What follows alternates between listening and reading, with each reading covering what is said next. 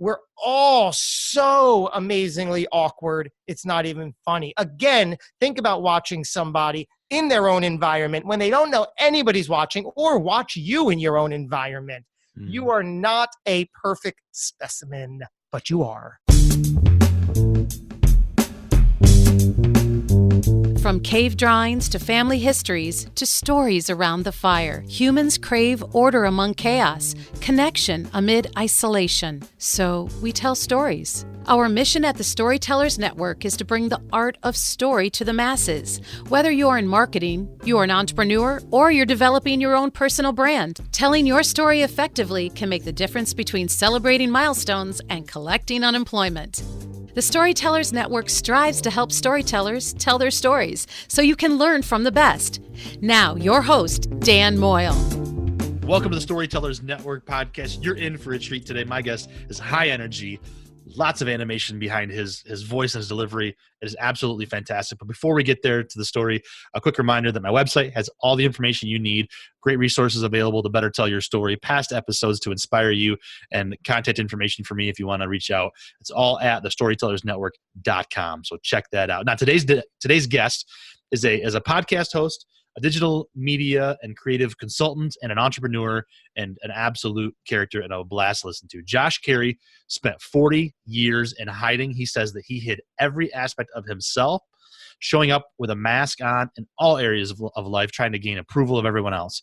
Back when he was 19, he changed his name and entered what would become a 15-year career as a professional actor and filmmaker. But that applause and external accolades that he sought after so hard did not heal his feelings of anxiety and insecurities. He eventually found himself more isolated than ever. Fast forward to today, and Josh helps his clients unmask themselves by leading them through poignant, important, and direct questions, resulting in a profound and honest experience that reveals aspects, desires, and philosophies within them that have been dormant for years. Unmask Yourself with Josh. It's so much fun to get into this with him. He also hosts the podcast, The Hidden Entrepreneur Show, where he sits with entrepreneurs, creatives, and small business owners who were once in the darkest of places. In other words, he helps them understand and share their story. So let's get to Josh's story. Josh, thanks for joining me today for the Storytellers Network. Welcome to the show, man. Well, thank you. So excited to be here. I appreciate it. Absolutely, man. You've got quite a story that I want to dive into. Do I? I think so anyway. I mean, gosh, you've been hiding for 40 years. I love that. Yeah, thank you for getting it and knowing that, yeah. Now, I want to start, though, maybe an obvious question. You're on the Storytellers Network. Do you consider yourself a storyteller, Josh? Certainly, and I will qualify that by asking you, don't we all? I mean, I'd like to think so. Yeah. And I'd like to think that many of us do it purposefully, but some of us kind of just do it inherently, don't even realize it. That's the thing I found kind of interesting, is that when people come on the show and I ask them that, I think of them as storytellers. Some of them are like, well, I mean, I guess I never thought of myself that way, but yeah. So it's kind of a fun discovery thing. So. Yeah, I love that because I come from the acting and film world, so I have that luxury where that's all about story, right? So I've always identified with that, at least in that regard. But even today, thinking about that question, stories, as you know, come in all shapes and sizes, and we are all absolute storytellers, and I love story. Yeah, it's an incredible thing to be part of our lives professionally. It is personally anyway, but professionally it's so much fun. Is that acting and stuff? Is that filmmaking? Is that where it started for you as a storyteller, or is it before that even? Oh, much before that. I think, as I'm sure you know, there are two types of stories. There are the stories others tell us, and then, of course, the stories we tell ourselves. That perpetual belief and that story we keep alive in our minds, for better or worse. So my personal story, which was for worse, started at a very young age. Because of surrounding circumstances, and the need to survive and the mechanism that's in place for survival, I started telling myself a story of, the typical, I'm not worthy, I'm not capable, nobody cares, I'm not valuable. So that was my story for many, many years early on. And that obviously develops into things like anxiety and And I mean, Does it? just untold things, right? Yes. Which I mean, I laugh, but like, I mean, really, it's obviously a very serious thing. But that's where you struggled, and where now you seem to help others kind of uncover that and get to the root of it and kind of fix it, I guess, yeah? Or at least maybe not fix Yeah. it, deal with it. Yeah.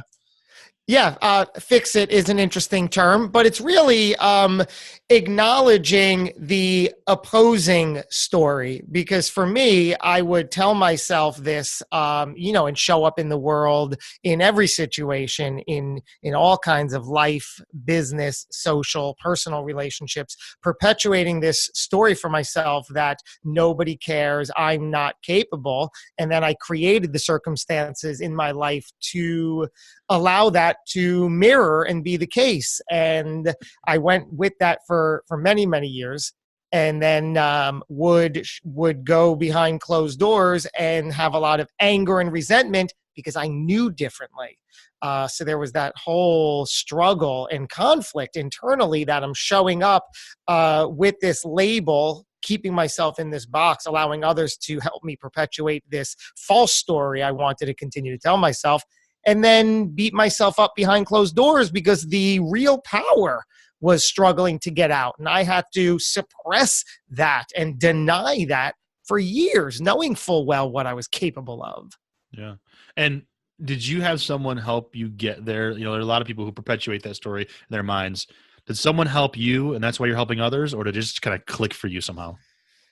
It's an interesting question. I tried to help myself for so long. I read the books. I went in and out of traditional therapy for a little while. I guess it did fine. It wasn't the thing.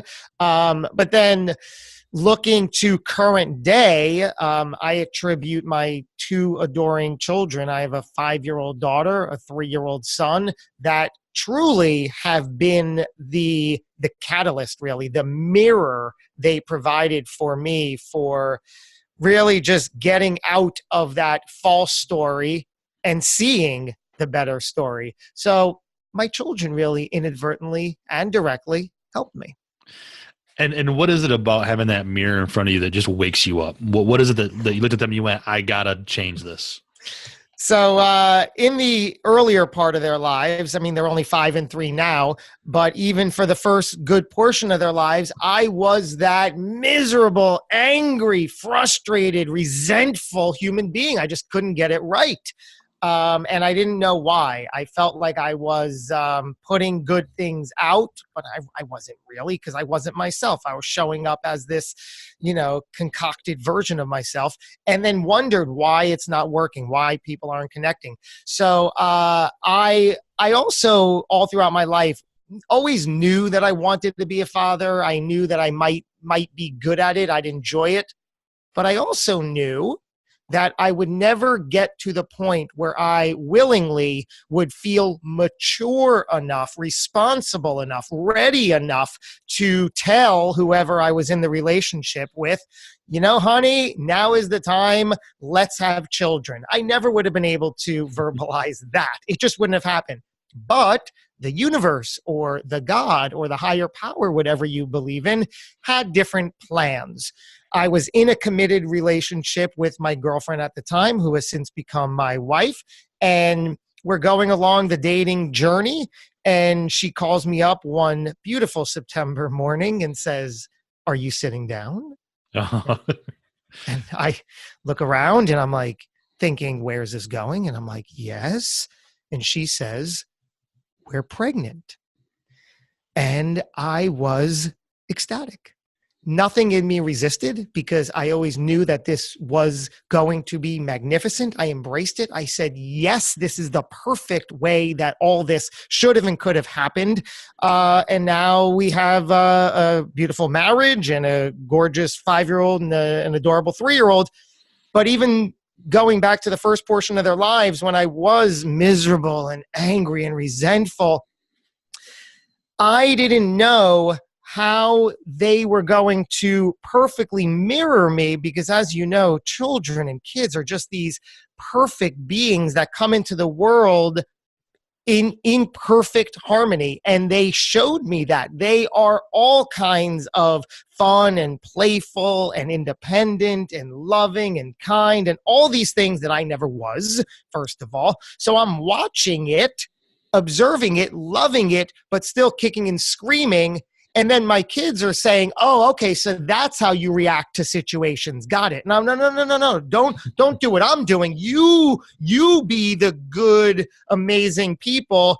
Let me figure this out over here. So finally, I realized I just got to step aside, and I didn't want to continue to show up desperate, insecure, needy, seeking approval, and then my children only knowing that to follow, projecting myself 20 years in the future, seeing my daughter, let's say, in that role and watching her now as a young adult seek approval. I didn't like what that could have turned into. It could get very ugly very quickly. So I wouldn't be able to live with myself then if I witnessed that. So that was a big wake-up call, thinking I have to get this right now. Mm-hmm. And I did. I basically took a cold, hard look at myself. I took an honest look at myself, knowing full well what my non-serving habits were throughout any given day. We all do things we know aren't the best for us, but for one reason or another, we do it. And I had to put a stop to that. But I didn't take off more than I could chew. I knew that it was going to be a slow and steady process, just replacing one thing at a time with somewhat better habits. And once somebody kind of figures that out and they say, okay, I need to make a change, too much negative self-talk, too much anxiety, is having that person to walk you through it pretty important? I think it's extremely important. It's if you're alone and nobody's around you, maybe it's a little easier. What's less easy is being surrounded by people who kick and scream and resist your change, because that is going to happen. You are changing, you're evolving for the better, of course, but people have already come to know you, like you, and accept you as a certain version of yourself. And I was always willing to agree to that less than ideal version of myself for that sake, for not to rock the boat, for not to make them feel uncomfortable, to not to embarrass them. So once you start making these changes, it's paramount to surround yourself with the right people, because they could make or break everything about you. So slowly but surely, you're going to get resistance from people because you're evolving, you're changing, and literally you're shining a light on now their insecurities and their shortcomings, and they now have to take a cold, hard look. Well, what is he doing? I don't like that, because we all are a mirror and a reflection for each other. And so surrounding yourself with the right people is really all it's about.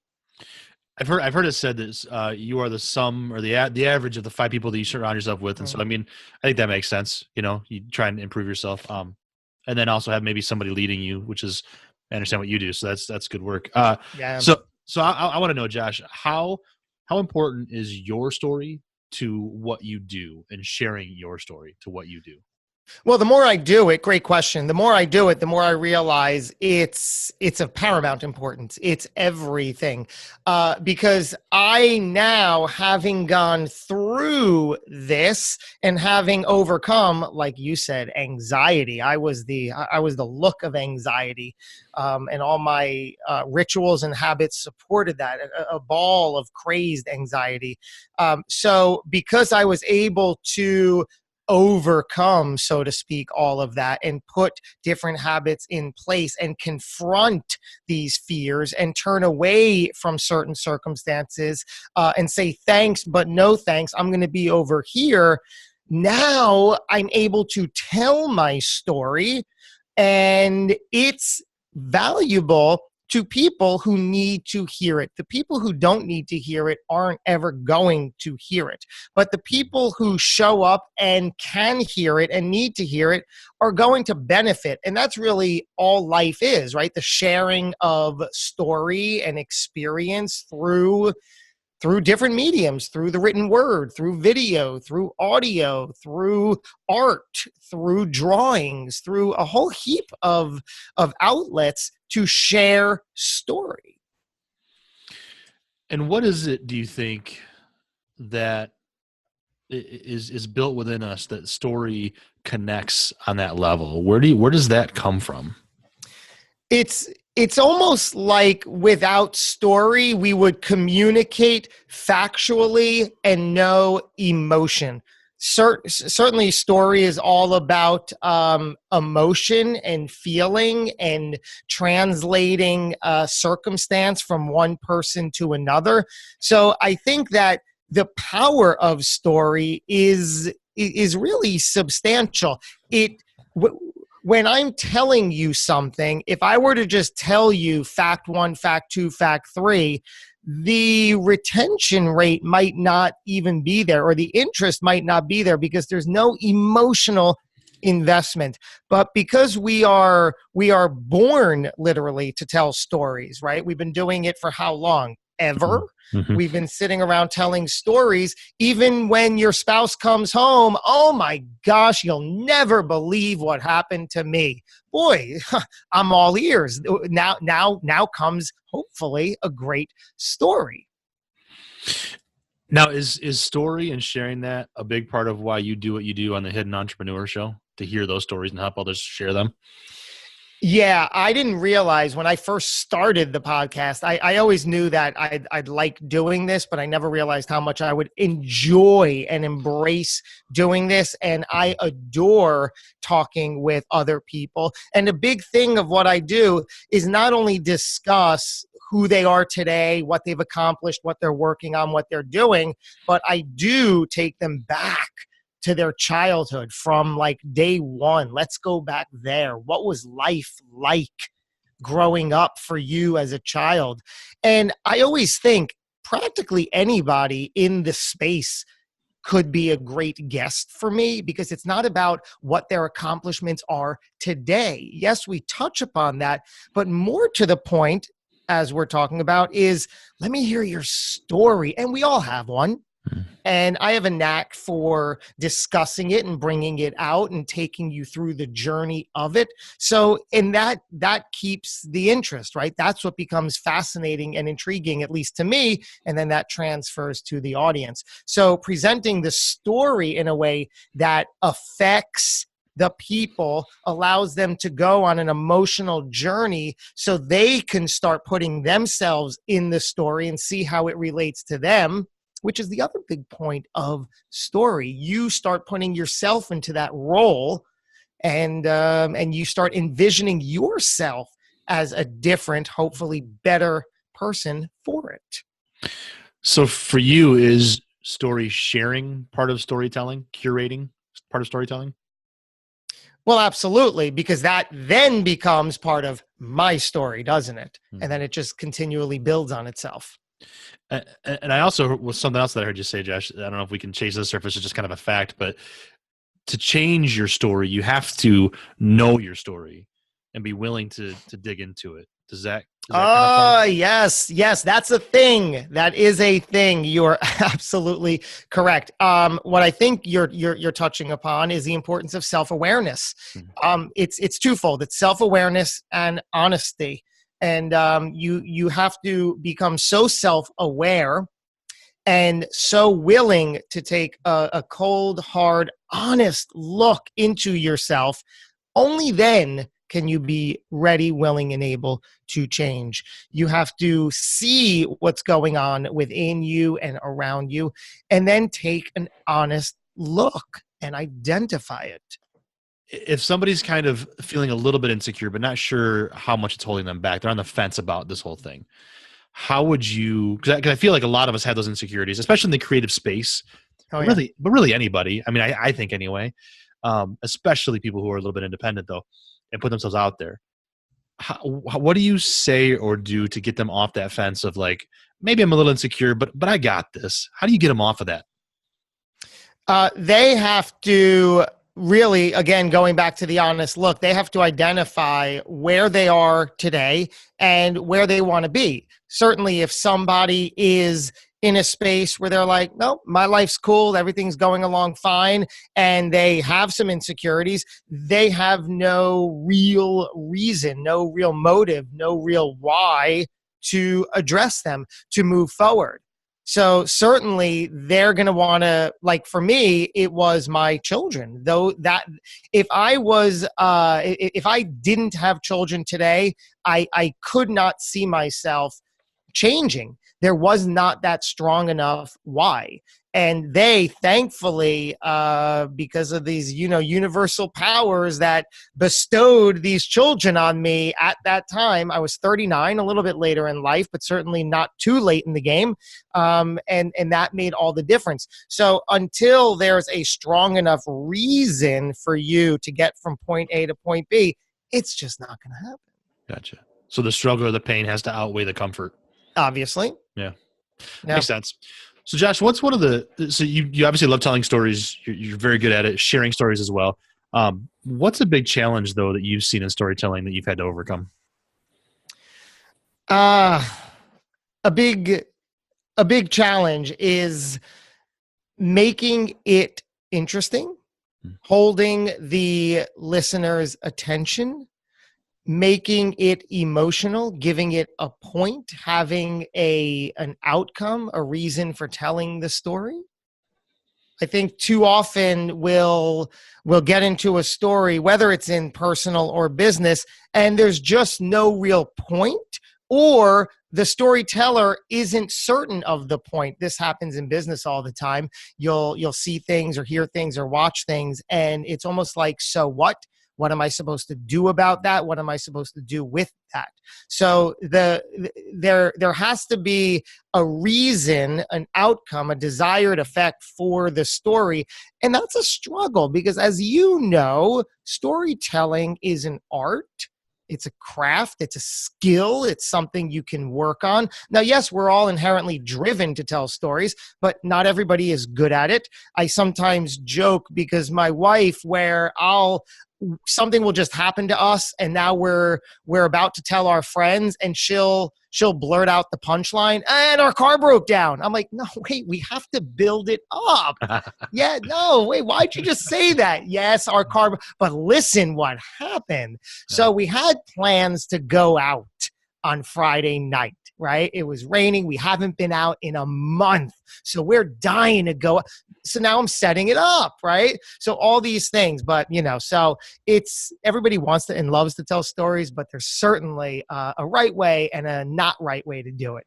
Absolutely. I want to get back to something you said that triggered in my mind about businesses. We'll get back to that, but I want to know too, when it comes to challenges, do those challenges you're talking about, are they exacerbated at all by today's technology like social media and websites and everything? Has that made storytelling more difficult? Or has it made it more easy? That's what I'm wondering. Yeah. Yeah. The outlets are certainly there. But what it's done is force you to up your game. Because we all want a voice. We all have the opportunity and potential for a voice. But unless your storytelling doesn't have a point or doesn't serve, all the social media outlets aren't going to help. But on the other hand, if you find the truth within to tell your story, which is really what it's about, that's what people are drawn to, right? And then learn as much as you can every day.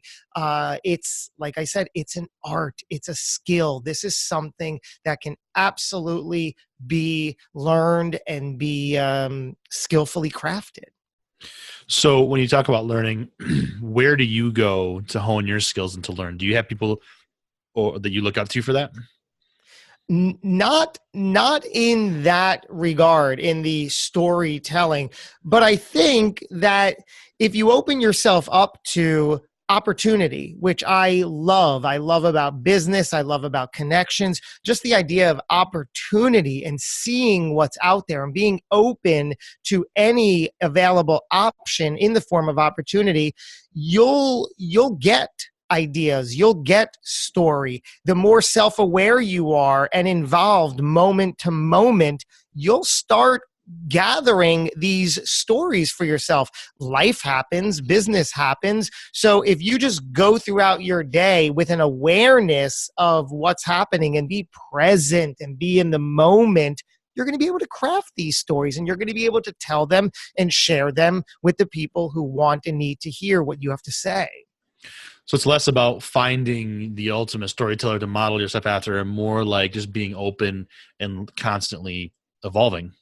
Yeah, well, I think what we're also talking about now is finding your voice. And sure, there's structure to story that's been established millennia ago, but you can also discover your own style of storytelling, which is a whole other conversation. And through that, you discover your voice and how you speak and how you show up and what words you use and who you're talking to and how they hear you and how they perceive you. So it's all things that can be learned through execution, just doing it over and over again and practicing it, recording it, listening to it, putting it out there, seeing a response, honing it, adjusting it. And I know that one of your, I don't know if it's a mantra or a motto or what, but you need action no matter your age. Life is almost over. You don't need permission to find your voice. Can you explain a little bit more about how that looks in people's lives? Yeah. So this year I'm turning 45, and that doesn't scare me, but it surprises me because I realize what I've not wasted. I would never use that word, but what I've failed to achieve because of specific choices or lack thereof choices, my first half of my life. And I say my first half of my life because at 45, if I make it to 90, best case scenario, my life is half over, right? So I see this, and I'm not willing to now take any more of a percentage where I'm not showing up as myself, doing what I know I want to be doing, and using my voice. So because I spent all these first half years stifling my voice and denying my voice, I always knew it was there. So now all I got to do is use it. And I mean, it sounds to me like that can be anybody, whether it's low level starting off storyteller to business executives, find that voice and live it. Make sense? Yes, exactly. Yeah. So I'm going to go back to the business, and I just kind of alluded to that right now. When you talked earlier about business leaders, I think of people that have these insecurities, that they wear these masks, as people who are storytellers of kind of a just starting out, maybe a less mature storyline, I guess you could say. But it sounds to me like, I mean, you're working with everybody from storytellers to business executives at all levels. I mean, I kind of take a little bit of comfort in that.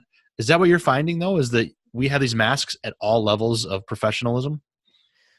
Absolutely. Yeah. I mean, it's such an intriguing thing because somebody's status or level of achievement doesn't seem to adjust their level of insecurity or fear and how they respond in the face of it. It's almost like our default setting is to run from it. And it's the strangest thing because I talk about being ready, willing, and able to do something, to take an action. And until you are ready, willing, and able, nothing's going to happen. Now I'll jump to the willing part, because ready is all about, is the timing right? Why is this timing the right time to do what you want to do? What happens if you don't do it now in this moment? What do you stand to lose? What do you stand to gain? But the willing part is almost more fascinating to me, because if you're standing on a diving board and your desire is to dive headfirst into the pool, we talk about the ready is now the time to do this. Now, once we get through that, this is the fascinating part. The willing part is simply, are you willing to accept all possible outcomes? So what we do, and these are for better or worse. So what we do is we stand there, and what do we typically do? In our head, we outline, we make up in our head. Nobody's feeding this to us. We sit there and we figure out all the things that could go wrong that are going to stop us from diving off that diving board. And we are making up all these scenarios in our head. Let me repeat that. We are making up all these scenarios in our head that keep us firmly planted on that diving board. Little do we know that all we have to do is change that story. These are now stories in our head. Change that story of what we think is going to happen. So now we go all these steps into the future of what's going to happen wrong and why we're not going to dive in the diving board. Again, we are making up these stories for ourselves, and we don't make up a better story that is really going to be the outcome that will happen if we were to dive off that board. You got such a passion for this. I'm so just like, man, I'm so excited about this. Thank you. So it sounds like, I mean, it sounds to me like we make up these stories in our heads, but in reality, we're making up stories regardless. Why not make them positive? Why not own it and find our voice, right? Yeah, it doesn't make sense. But that's, logic. It never comes into this, right? What comes into this is emotion, which goes back to the story. That's, stories are to, provide feeling and emotion to the person listening. So we create these stories that then create the emotion and then put the fear in us. And then we keep the excuse alive and tell ourselves all the reasons we can't, won't, or shouldn't do it. But we have to excuse it so we can live with it. The only way we can live with those choices of ours, they are choices, right? We have a choice to dive or not to dive, choice 1 or choice 2. The only way we can live with that choice is to make up an excuse that we justify. Mm-hmm. And even when we don't choose, we're choosing. So you might as well make the choice that has a positive outcome, right? So true. I love it, Josh. I love it. I'm excited, man. So one of the other things I know that you talk about is something that is very near and dear to my heart, because I am very awkward, and I love awkward comedy of like Ricky Gervais and Stephen Merchant in the British Office. Thank you for bringing them up, by the way. Ricky Gervais, Stephen Merchant. Wow. Yeah. I have not yet spoken about them on a show, so thanks for bringing them into the conversation. Absolutely, yeah. I love the original Office.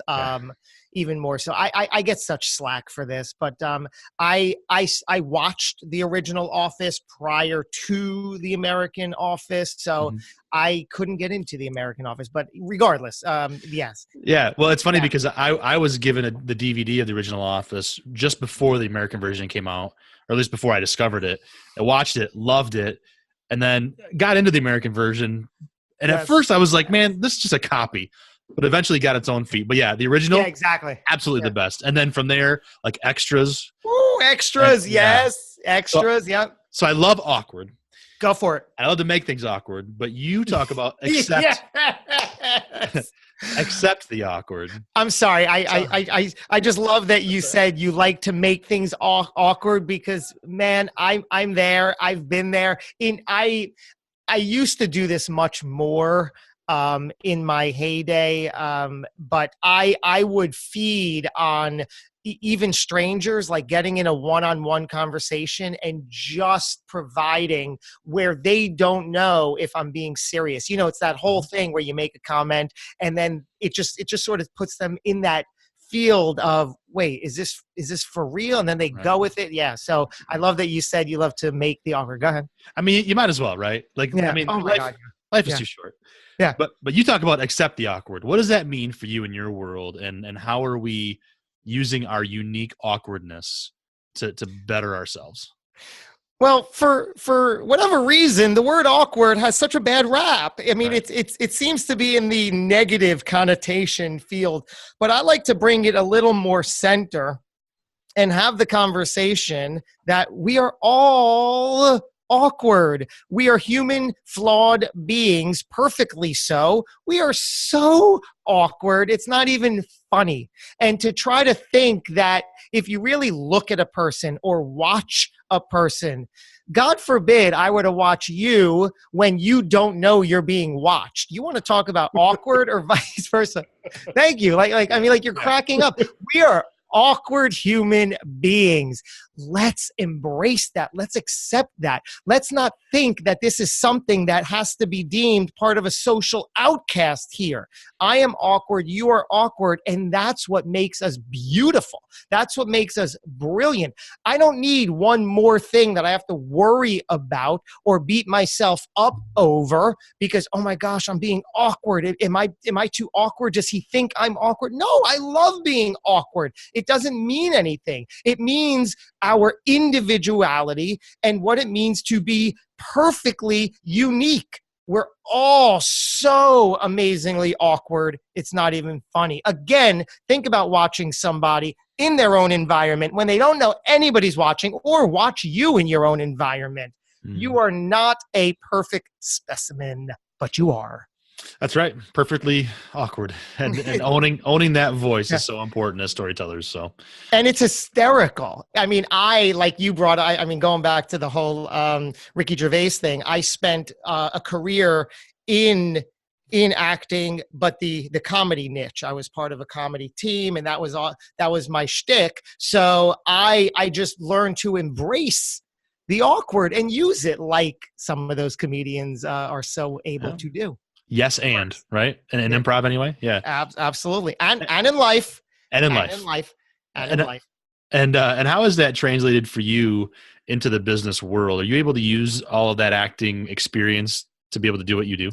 Surprisingly, yes. And the more that I go along my journey and the more that I grow, the more that I realize I'm using and bringing to the table all the best parts that I've learned and that worked for me back in the day, especially on a podcast or as a podcast host. That's all. That's why I love being at the mic. That's why I love being in front of the camera. That's why I love being on stage and sharing my message. That's a performance.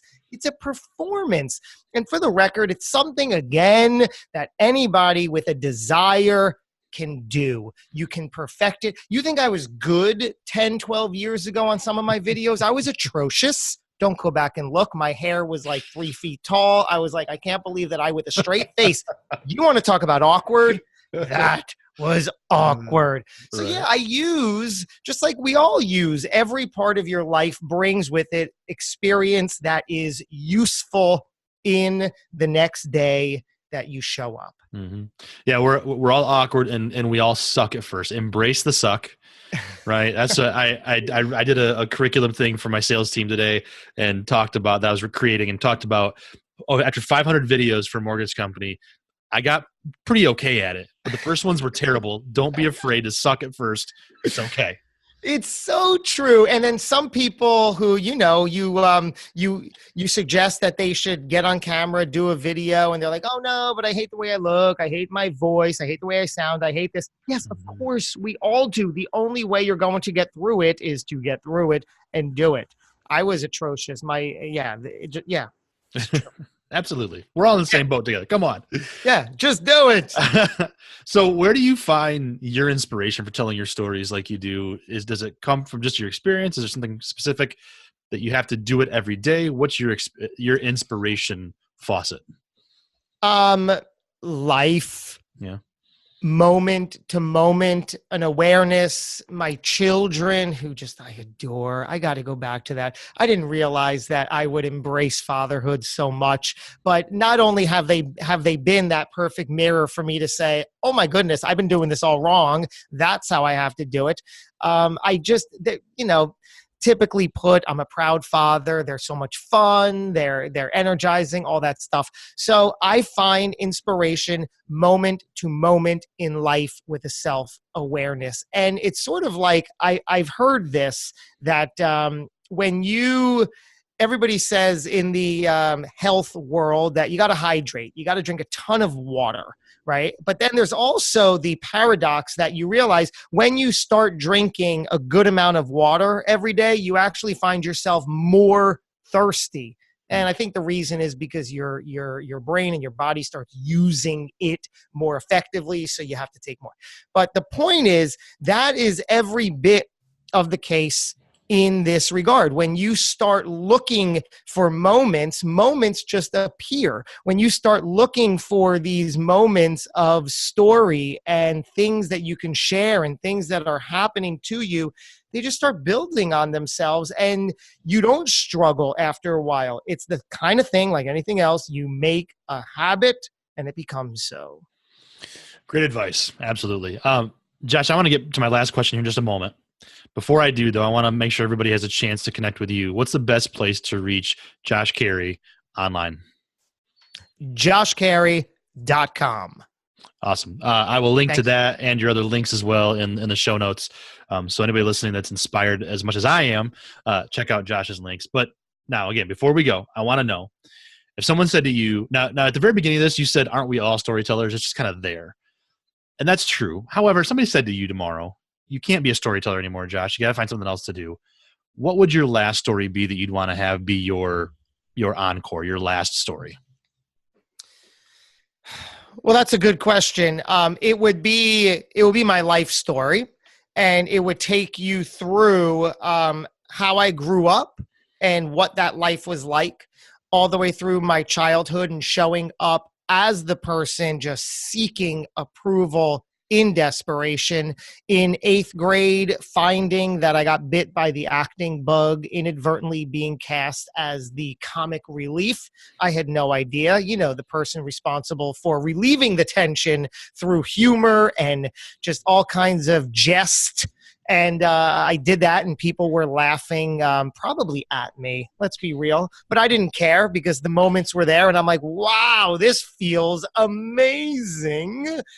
So I then pursued a career looking for that external validation and accolade, taking you through all the trials and tribulations of my life as a performer, getting kicked out of college, asking not to return, thinking, what am I going to do now? Finding an audition notice that led me to New York City, which wonderfully got accepted. And that led to my 15-year career, still a life of desperation. And then I would continue the story of how I then found myself in a 3-year marriage that took me to Texas. What? And then that didn't work, bumped me back to New Jersey, my home state, 1 year living with my parents, figuring out what I'm going to do. And that's where, in that year, I met the girl who will become my wife. That fateful call September morning. Are you sitting down? We're pregnant. Life is amazing. I have 2 beautiful kids. I'm on your podcast. No other story to tell. That's awesome. A lot of fun, man. Great energy. Thank you so much for being on the show, Josh, and bringing this story to the listeners, man. Keep rocking it, man, for sure. Oh, thank you. And I love what you're doing. I love this whole concept, this story. Absolute pleasure to be able to talk about it. I appreciate it. All right, there you have it. Thank you once again to Josh Cary. What a bundle of energy. So much fun. You can connect with him at the links in the show notes, as I mentioned. And if you enjoyed this episode, someone else out there could benefit from it, please share it, post it to social media, send it to them, whatever you got to do. Hit the little share button on your podcast player and text it even. That is all fantastic. And leave a review if you're happy with the show. And if you want to send me a message, go to thestorytellersnetwork.com to the contact page and hit contact Dan. Shoot me an email. There you go. Or find me on Twitter, Facebook, LinkedIn, wherever. Shoot me a message and we'll have a conversation. And until next time, thanks for listening. Here's to telling our stories and having those stories to tell. Cheers.